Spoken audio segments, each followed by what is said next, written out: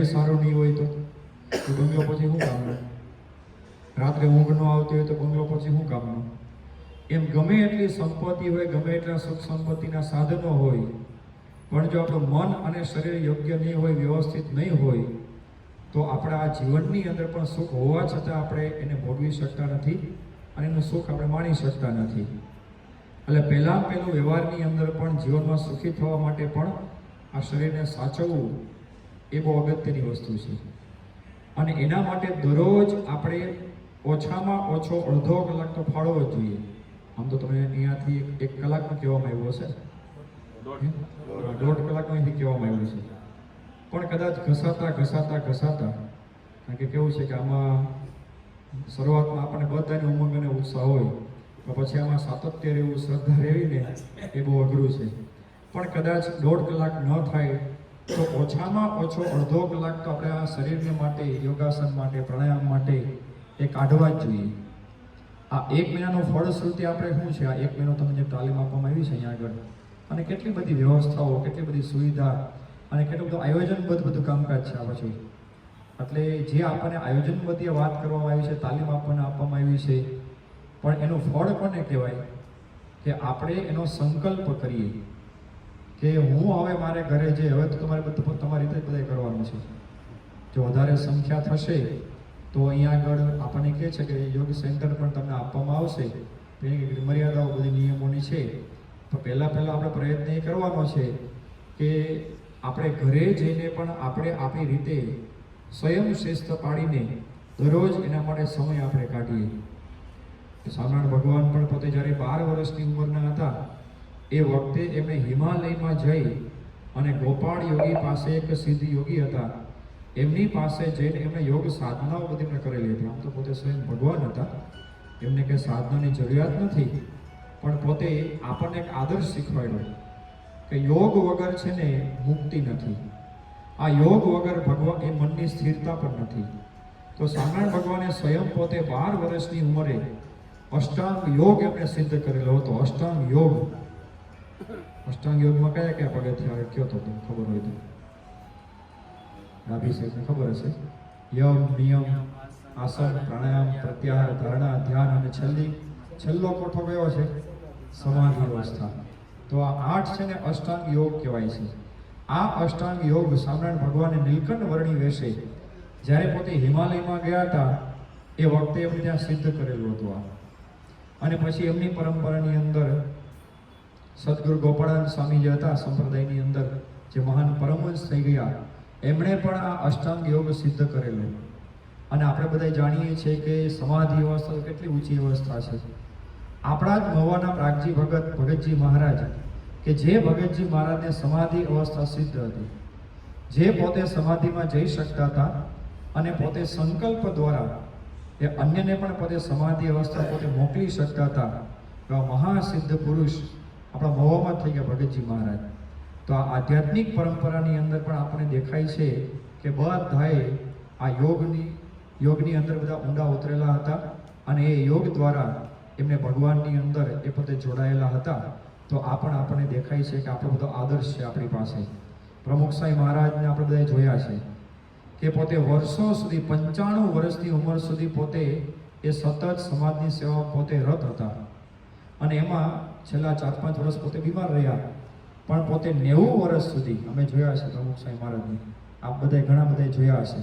91 વર્ષની ઉંમર સુધી પ્રમુખ સાંઈ મહારાજ સતત પોતે વિચરતા રહ્યા છે સમાજની અંદર. ગામડે પોતે ગયા છે, શહેરે પોતે ગયા છે. એમને પોતાની સમગ્ર આયુષ્યકાળ દરમિયાન લગભગ 3.5 લાખ કરતાં વધારે પધરામણીઓ કરી છે. 15,000 કરતાં વધારે ગામડામાં પોતે ગયા છે. દુનિયાના 51 કરતાં વધારે દેશોની અંદર એને વિચરણ કરેલું છે. 7 લાખ કરતાં વધારે પત્રોના જવાબ એને પોતે આપેલા છે. આટલી બધી કર્મઠતા એ ક્યારે હોઈ શકે? પ્રમુખ સાંઈ મહારાજનું આખું સ્કેડ્યુલ તમે જો આખા દિવસનું, તો પોતે 1 પણ મિનિટ પણ નવરા ન લાગે. મળતા હોય, પ્રશ્નો સાંભળતા હોય, લોકોને માર્ગદર્શન પોતે આપતા હોય, મિટિંગો હોય, પછી પોતાની જે કે આખા દિવસનો આહનિકનો ક્રમ, પૂજા કરવી, સેવા, ભગવાનનું ધ્યાન કરવું, માળા કરવી, માનસી કરવી, બધું જ એકદમ નિયમિત પોતે કરતા હતા. પણ એના માટે એને શું કરેલું હતું? દરરોજ નિયમિતપણે પોતે અડધો કલાક સવારે અને અડધો કલાક સાંજે પોતે વોકિંગ કરતા હતા. એમે જોયેલા છે. અને દરરોજ સવારે પોતે આસન ને પ્રાણાયામ પોતે કરતા હતા વહેલા જાગીને. તો આટલી બધી કર્મઠતા એમની હતી. એના મૂળમાં કઈ વસ્તુ હતી કે દરરોજ પોતે શરીરને માટે, એટલે કે શરીર છે ભગવાનની સેવા માટે વપરાય, એના માટે પોતે આવી દરરોજ સમય કાઢતા હતા. તો પ્રમુખ સ્વામીનું જીવન પણ આપણને દેખાય છે. મોહન સ્વામી મહારાજ અત્યારે 92 વર્ષની એમની ઉંમર છે. હજુ પણ પોતે શહેરે શહેરે જાય છે. હમણાં પોતે જોધપુરમાં પ્રતિષ્ઠા એમને કરી, જયપુર ગયા, પાછા ગોંડલ આવી ગયા. 92 વર્ષની એમની ઉંમર છે. એમનો ખોરાક તો બહુ ઓછામાં ઓછાનો ખોરાક છે. બહુ કાંઈ પોતે એટલું જમતા નથી, પણ પોતે નિયમિતપણે યોગાસન પ્રાણાયામ ને બધું કરતા હતા. વોકિંગ પોતે કરતા હતા. એને લઈને પણ પોતે આ 92 વર્ષની ઉંમર એકદમ સક્ષમ છે અને પોતે રાત દિવસ આ વિચરણ પોતે કરી શકે છે. મને બરોબર યાદ છે કે જ્યારે સારંગપુરમાં મોહન સ્વામી મહારાજ હતા અને સામે બધા સંતો હતા અને કેટલાક સંતોએ બાપાની આગળ યોગાસન રજૂ કર્યા. અલગ અલગ મયુરાસન છે, પછી શીર્ષાસન છે. એ ઘણા બધા સંતો એમાં મારા એકદમ હોશિયાર છે એની અંદર. એટલે જે સંતો એમાં એકદમ હોશિયાર હતા, નિષ્ણાત હતા, એ બધા યોગાસન બાપા આગળ રજૂ કર્યા. અને પછી મોહન સ્વામી મહારાજે તમામ સંતોને આજ્ઞા કરી, અમને બધાને, કે દરરોજ છે ને પ્રાણાયામ 5 કલાક કરવા જોઈએ. કેટલા કીધા એમણે? 15 મિનિટ ઓછામાં છે એમ, કે દરરોજ 5 કલાક તો પ્રાણાયામ બધાએ કરવા જ જોઈએ. સ્વામી કે એમ નહીં, જેટલા નિયમ લેતા હોય એટલા ઊંચી આંગળી કરો. અમે બધા ઊંચી આંગળી કરે બધા પણ, કે જેટલા નિયમ લેતા હોય એ બધા ઊંચી આંગળી કરો. તો સ્વામીએ પણ બધાને આવો સંકલ્પ લેવડાવ્યો છે. તો આ ખરેખર બહુ મોટી ભેટ. આખી દુનિયાને જો ભારતની બહુ મોટી ભેટ કોઈ હોય ને તો યોગાસન છે. આ બધા યોગા કરે છે, યોગા કહેતા હોય બધા પરદેશમાં. તો પરદેશમાં પણ તમે જાઓ ને, યુરોપમાં, અમેરિકામાં, તો ખરેખર લોકો તો પાગલ થઈ ગયા છે યોગાસનની પાછળ. અને લોકોને ખબર પડી ગઈ કે હારું અંતરની શાંતિ માટે આ જ ઉપાય છે, મનની સ્થિરતા માટે આ જ ઉપાય છે. તો ખરેખર આ ભારતની બહુ મોટી ભેટ, આપણા મહાન ઋષિમુનિઓની આ બધી ભેટ છે કે જે બધું આપણને વારસામાં પ્રાપ્ત થયું છે. તો આપણે બધો જ આ વારસો સાચવી રાખીએ, જાળવી રાખીએ. અને એની અંદર અંતે તો ફાયદો કોને છે? કોને ફાયદો છે? આપણને પોતાનામાં ફાયદો છે. અને આ બધી વસ્તુ કેવી છે કે 2-5 દિવસો તમને નહીં દેખાય. જે બધા યુવાનો બાળકો બધા છે ને, એ લોકોને 25 વર્ષ પછી આનું ફળ પ્રાપ્ત થશે. અને જે બધા વડીલો છે, જે બધા આપણે અમુક 40-45 વર્ષની ઉંમરે પહોંચી ગયેલા છીએ, તો આપણને પણ એવો ખ્યાલ આવી જ જશે કે સતત જો આપણે 1 વર્ષ સુધી કરીશું ને તો 100% ફળ આપણને દેખાય છે. તમે બધા વાત કરેલી હશે આ, કે ઘણા બધા જે બધા એકદમ રોગ હોય જડમૂળમાંથી નીકળી જાય છે આનાથી.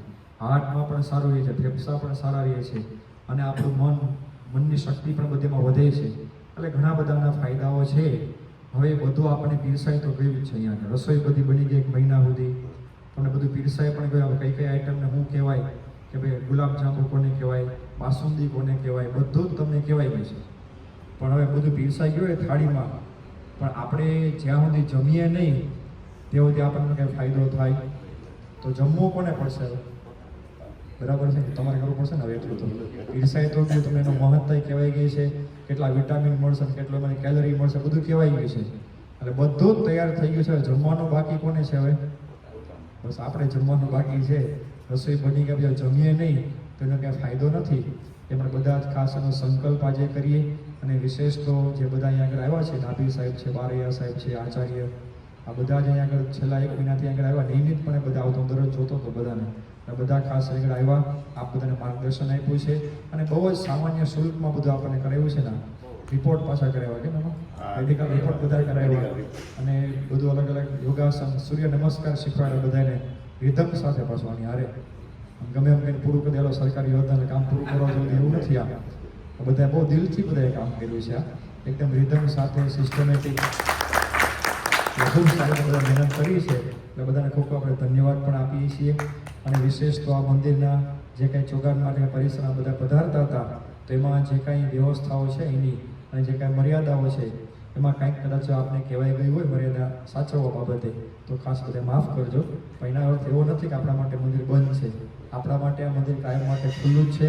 આ બધા જે આવી પણ શકો છો.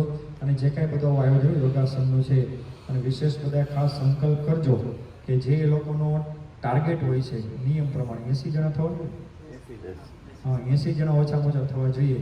હવે તમે જ લોકો જ પ્રયત્ન કરો કે તમે બધા લગભગ અહીંયા આગળ 35-40 જણા બેઠા છો, તો અમે એક જણાને જો વાત કરો તો કેટલા થઈ જાય? તમારે બધા જ એનો પ્રચાર કરવાનો છે. અને અત્યારે શિયાળો હવે આવે છે તો સારામાં સારો સમય છે યોગાસન પ્રાણાયામ, કેમ એકદમ સારામાં સારો સમય છે આ. એટલે આ લોકો તો તૈયાર જ છે, પણ તમે જો 80ની સંખ્યા કરી આપો તો 10મી તારીખથી ફરી પાછું યોગ સેન્ટર આપણો શરૂ થઈ શકે. એટલે બધા ખાસ સંકલ્પ કરજો. અમે આ રવિ સભામાં, આવતીકાલે રવિ સભા છે એમાં પણ અમે વાત કરીશું. અને 80ની સંખ્યા થાય તો બધા આપણે સહિયારો પુરુષાર્થ જો કરીએ તો ફરી પાછો આપણને આ સેન્ટર પ્રાપ્ત થાય. તો બધા ખાસ એના માટે એ પ્રયત્ન કરજો. વિશેષ તો અહીંયા આગળ આ સભા મંડપ, બહારનું ચોગાન, ભગવાનના મંદિર દર્શન, આ બધા કાયમને માટે આપણી સાથે જોડાયેલા છે.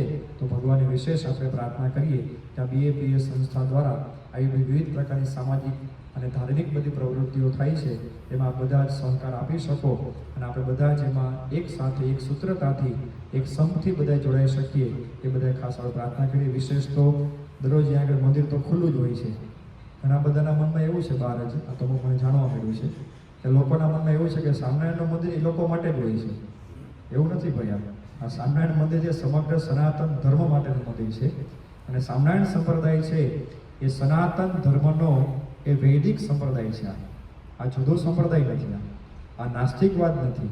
જે વૈષ્ણવી બધી પરંપરાઓ છે, ભગવાનની ભક્તિ કરવી, નિયમ ધર્મ પાળવા, ભગવાનનો શણગાર થાય, થાળ ધરાવે, આરતી થાય, એ આખી પરંપરા અનુસાર આ સંપ્રદાય આખો જોડાયેલો છે. એટલે બધાને માટે, તમામ હિન્દુ લોકો માટે આ મંદિર કાયમને માટે ખુલ્લું જ છે. અહીંયા આગળ દરરોજ 5 વખત આરતી થાય છે. દરરોજ સવારે પ્રવચન, કથા વાર્તાઓ થાય છે. દર રવિવારે આ જ સભા મંડપની અંદર લગભગ 800 વ્યક્તિઓ, 800 હરિભક્તો, ભાઈકો બધા ભેગા થાય છે. અને વિવિધ વિષય અનુસાર આ સભા મંડપની અંદર પણ એ રવિ સભાઓ એ બધી યોજાતી હોય છે. અને આગામી દિવસોની અંદર તો દિવાળી આવી રહી છે. એટલે સોમવારે દિવાળીનું ચોપડા પૂજન સાંજે 5 વાગે અહીંયા આગળ જ છે. ત્યારબાદ અન્નકૂટ ઉત્સવ થશે. 3 જગ્યાએ અલગ અલગ અન્નકૂટના ઉત્સવો છે. સૌપ્રથમ પહેલો અન્નકૂટ ભગતજી મહારાજના જન્મસ્થાનમાં થશે. ભગતજી મહારાજનું જન્મસ્થાન કઈ જગ્યાએ છે? ઊંચી આંગળી કરો, ખ્યાલ હોય તો. અમુકને ખ્યાલ નથી તો કહી દઉં કે આપણે વલ્લીભાઈનો ચોક છે ને, ત્યાં આપણે મૂળ ગામ જે જૂનું ગામ છે ત્યાં એ વલ્લીભાઈના ચોકમાં ભગતજી મહારાજનું જન્મસ્થાન છે. કે જે જગ્યાએ આજથી પોણા 200 વર્ષ પહેલાં ભગતજી મહારાજનો જન્મ થયેલો. એટલે ત્યાં સોમવારે અન્નકૂટ ઉત્સવ થવાનો છે. પછી ધોકાનો દિવસ છે મંગળવારે. એ દિવસે ભગતજી મહારાજનું સ્મૃતિ મંદિર છે. આપણે કઈ જગ્યાએ છે? નદી કિનારે. તો જે ભગતજી મહારાજનું સમાધિ સ્થાન છે ત્યાં, તો ત્યાં પણ સવારે 9:30 વાગ્યાથી સાંજે 7 વાગ્યા સુધી એ સ્મૃતિ મંદિરે ત્યાં અન્નકૂટ ઉત્સવ થશે. અને 22મી તારીખે નૂતન વર્ષનો પહેલો દિવસ છે. તો એ દિવસે અહીંયા શિખરબદ્ધ મંદિર છે અહીંયા આગળ, ત્યાં આપણે સવારથી અન્નકૂટ ઉત્સવ ત્યાં ગોઠવા મળશે બધું. અને સાંજ સુધી અન્નકૂટના દર્શન બધાને થશે. તો બધા ખાસ આગામી દિવસોમાં પણ વિવિધ ઉત્સવો બધા ખાસ તમે જોડાજો. વિશેષ આપણે બધા સાથે મળી આપણી હિન્દુ પરંપરા, આપણો સનાતન ધર્મ અને ઋષિ પરંપરાને આપણે આગળ વધારી શકીએ એ પણ બધી શક્તિ આપણને સૌને ભગવાન આપે એ જ એમના ચરણોની અંદર પ્રાર્થના. ફરીથી બધાનો ખૂબ ખૂબ આભાર માની આપણે તાળીઓ પાડીને બધા જે કાંઈ પુરુષાર્થ કર્યો છે, માર્ગદર્શન આપ્યું છે એ બદલ દરેકને ખૂબ ખૂબ ધન્યવાદ. વિશેષ અહીંયા આગળ તમારી આ યોગાસનના કેમ્પમાં આપણા મહાનુભાવો પણ બધા પધારતા હતા અહીંયા. એમાં અમારા ઠાકોર સાહેબ તો પોતે બહુ મોટા મેડિકલ ઓફિસર છે પોતે, અને સાથે સાથે મથુરભાઈ સેતા પહેલાં પોતે એન્જિનિયર હતા આપણે નગરપાલિકામાં, અને બાબુભાઈ જોડિયા છે તો વર્તમાન વાઇસ ચેરમેન છે પોતે APMCના. એટલે ઘણા બધા વરિષ્ઠ મહાનુભાવો પણ આપણી આ યોગાસનમાં પધાર્યા. દરેકનો આપણે ખૂબ ખૂબ આભાર માનીએ છીએ. ખૂબ ખૂબ આભાર.